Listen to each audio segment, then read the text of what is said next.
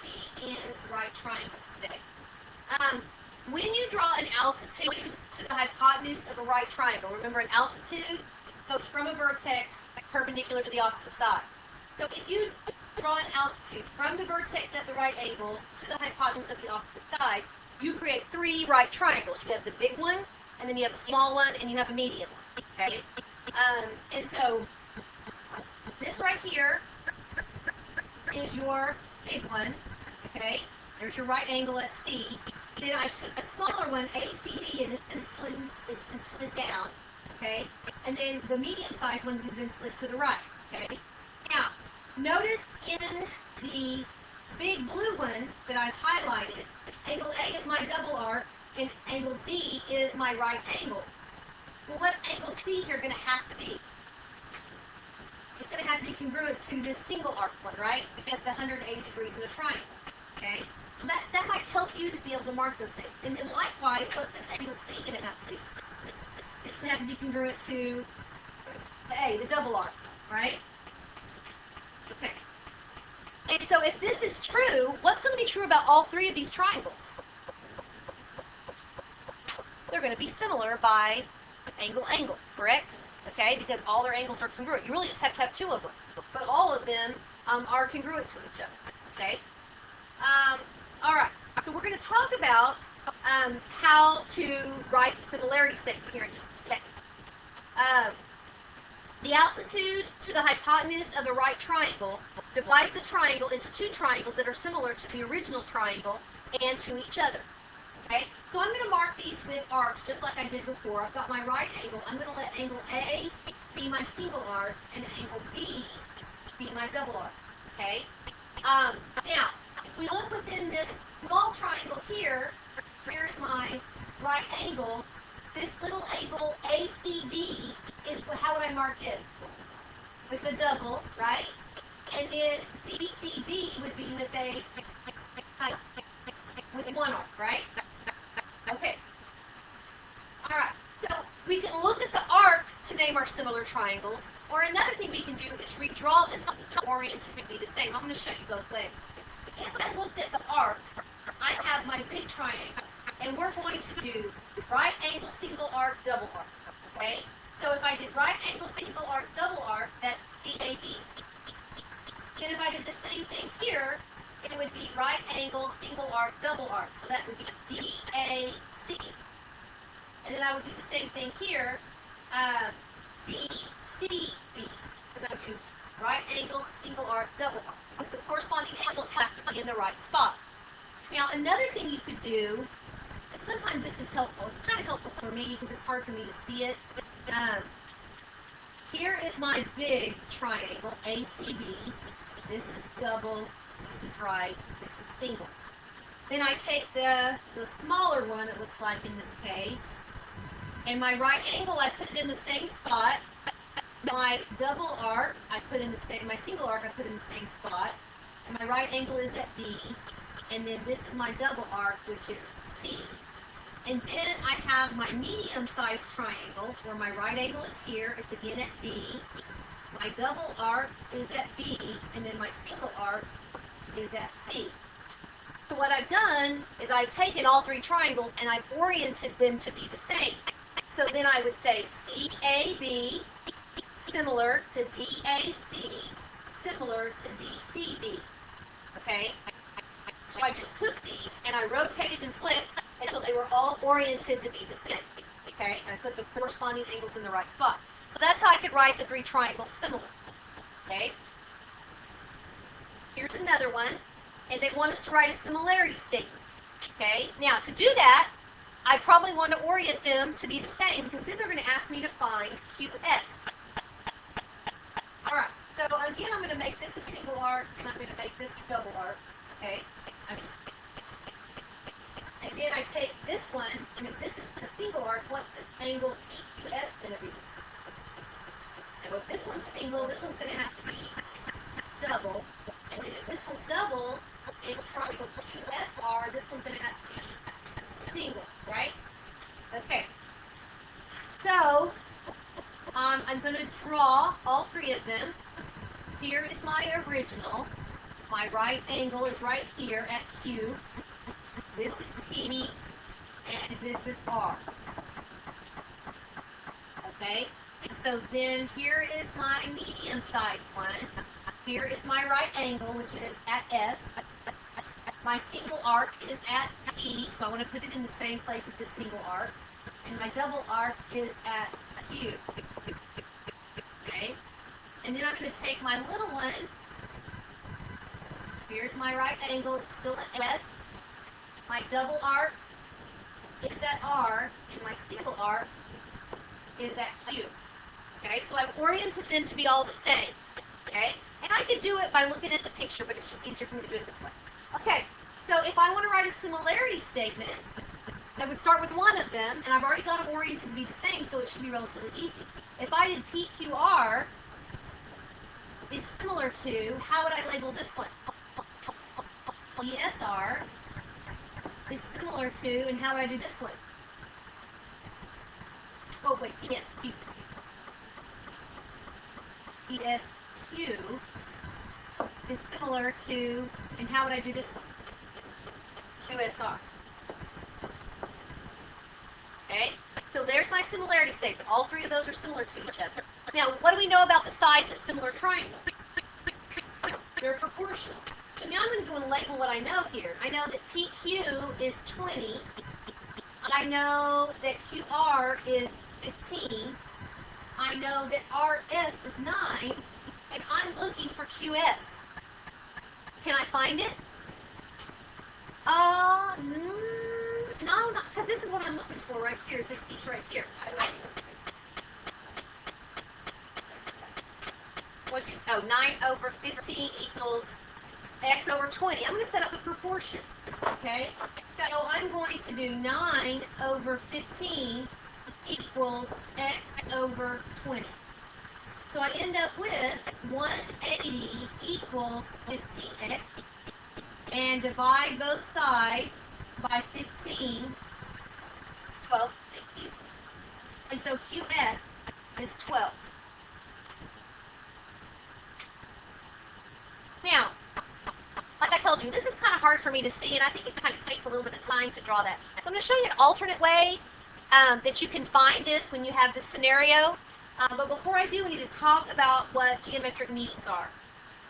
Geometric mean comes from a geometric sequence. This is a geometric sequence. You've probably worked with these before. What is happening here in the sequence of numbers? Okay, everything's being multiplied by 3, right, to get to the next number. That's a geometric sequence, okay? Now, the number that is in between two others in a geometric sequence is called a geometric mean. So 15 is the geometric mean between 5 and 45, okay? Now, you can find the geometric mean between two numbers by setting up a proportion, okay? So, like, if I had two numbers, let's say A was 5 and B was 45, and I wanted to find the geometric mean. Now, we know that it's 15, right? I can set up a proportion, and I take the first number is to the geometric mean as the geometric mean is to the second number. So I would take 5 is to x as x is to 45, and if I did that, I would get 15 as my answer, okay? So your geometric mean always shows up twice, and it's always diagonal with each other. So like this one, to solve it, how would I set it up? 4 is to x as x is to 9. And we cross multiply, we get 36 equals x squared. Take the square root of both sides, and the square root of 36 is 6. Okay? How would you set this one up? 6 is to x as x is to 15. So again, you cross multiply. I think that's what, 90 equals x squared. Take the square root of both sides. I believe it's 9 point something, 9.5 maybe. 9.5? Yeah. Yeah, if you rounded it up, it would be. Yes, it's 9.48. That's 6, so it's 9.5. Okay. So that's how you find the geometric mean between two numbers. Okay, well, how does that apply to our right triangles? Okay. Well, I'm going to show you. Now, This theorem is kind of wordy, so I'm just going to show you what happens. If you have a picture, a big right triangle, and you draw the altitude, the vertex of the right angle, okay? That altitude is the geometric mean between the two parts of the hypotenuse that that altitude breaks it into. So when you draw that altitude, it breaks the hypotenuse into two pieces. This altitude is the geometric mean between both of those pieces. So what I could do is set up a proportion, and I will call this hypotenuse 1 and hypotenuse 2. I would say hypotenuse 1 is to the altitude as the altitude is to hypotenuse 2. Okay? So let's do a problem. Okay, here's the big right triangle. We've drawn the altitude from the vertex of the right angle, so we'll name that x. When you do that, it breaks this hypotenuse into two pieces, and the altitude is the geometric mean between both of those pieces. So what would I do to find x? 5 is to x as x is to 15. Okay? So we cross multiply, and we get 75 equals x squared. And we get that is approximately 8.7. So the altitude is approximately 8.7. Okay. So that's C. Now I'm not going to answer that next question. Skip over it. We have a second scenario. The big picture is the same. You have a big right triangle, and you have an altitude drawn from the vertex of the right angle. Okay? This time, your leg acts as the geometric mean between the closest part of the hypotenuse, the one it touches, and the entire hypotenuse. So this acts as the geometric mean between the part of the hypotenuse that it touches and the whole hypotenuse. The other leg also is a geometric mean between its closest part and the whole hypotenuse. So you actually get two different proportions. You can do one with one leg and one with the other. So let's answer this question. Big picture, okay? I'm looking for JL and I'm looking for KL, okay? I have a big right triangle. I have an altitude drawn from the vertex of the right angle of the big triangle. So what would I do to find X?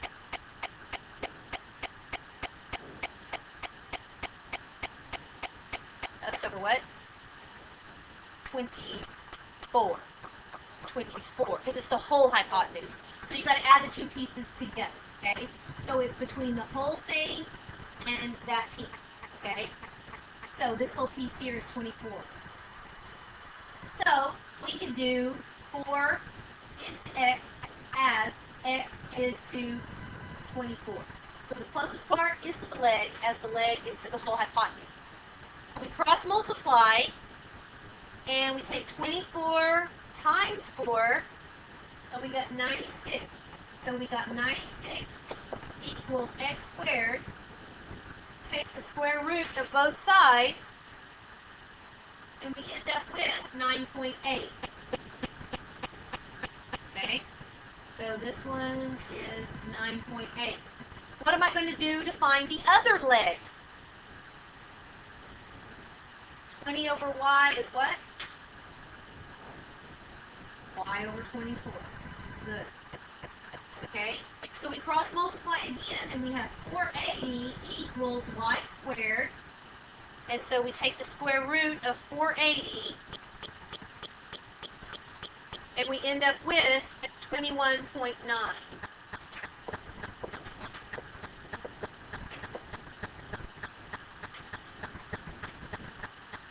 Okay, so two basic scenarios. Your altitude is the geometric mean between the two pieces. And your leg is the geometric mean between the close piece and the entire hypotenuse. Okay? Alright. Now, another thing that I want you to remember is these are right triangles. So, if you get in a bind, sometimes you know two sides of the right triangle. What can you do to find the third side? The Pythagorean theorem, right? So that's always an option for you. Okay? Now, I want us to set these up using geometric means so that you know how to do it, but you can always use the Pythagorean theorem if it's a right triangle and you know two sides. Okay, you look for 30. Okay, so now we're going to find x, y, and z. What would we do to find x? Okay, I'm going to set mine up a little bit differently. You're not wrong, but I always start with the other part. You're fine, because they are apart from each other. So this is the geometric mean between 5 and 20. So I would set up 5 is to x as x is to 20. Like I said, yours is not wrong, Connor. You could do that. Okay, so we cross multiply, and we end up with 100 equals x squared. And so we get x equals 10. Okay? So what would we do to find y now? We would work, it would be 5 and 25 are our two numbers, right? So how would we set that up? 5 over y as y over 25, right? So we end up with 125 equals y squared. Take the square root.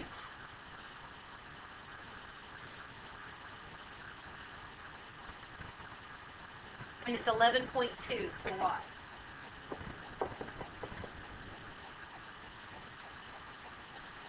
Okay, how would we set up for z?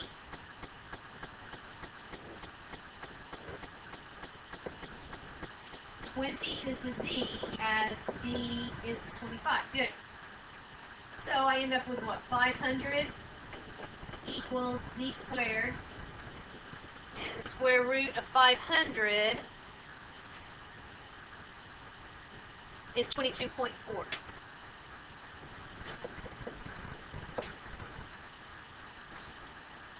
Okay. All right. I want you to set those next ones up. You don't have to solve it. I don't think we're running out of time. I want to give you a little bit of time to work.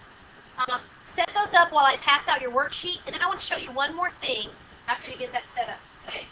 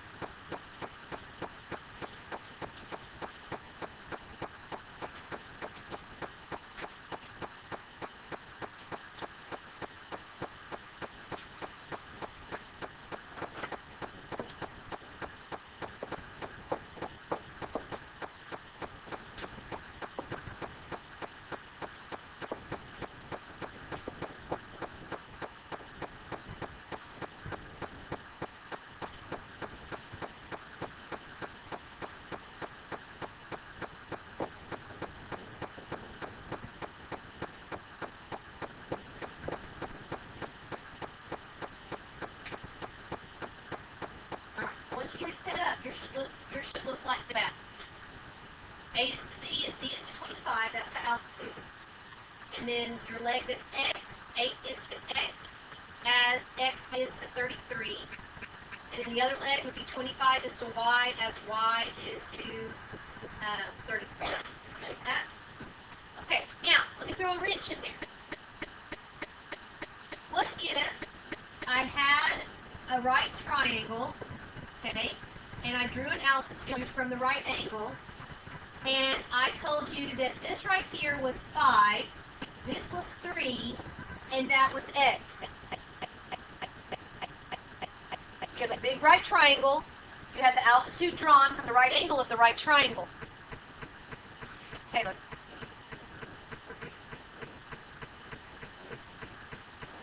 Nope. Yes. Okay, you're right. This one would be a Pythagorean triple. Wait, no, it wouldn't. It wouldn't because this is not the hypotenuse. They are similar. But the 4, no, this couldn't be 4 because the longest side has to be 5. But you're thinking good. You're thinking good. Well, okay, first of all, what's the geometric mean? 5. And what did I tell you about the geometric mean? It shows up twice, and it's always diagonal with it, right? And it's the geometric mean between the two pieces of the hypotenuse. What are the two pieces of the hypotenuse?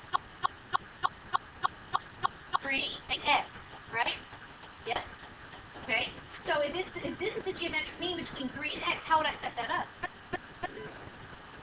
3 over 5 as 5 is to x. Okay? So sometimes your unknown is not the geometric mean. You still set it up the same, correct? This is the geometric mean between these two pieces.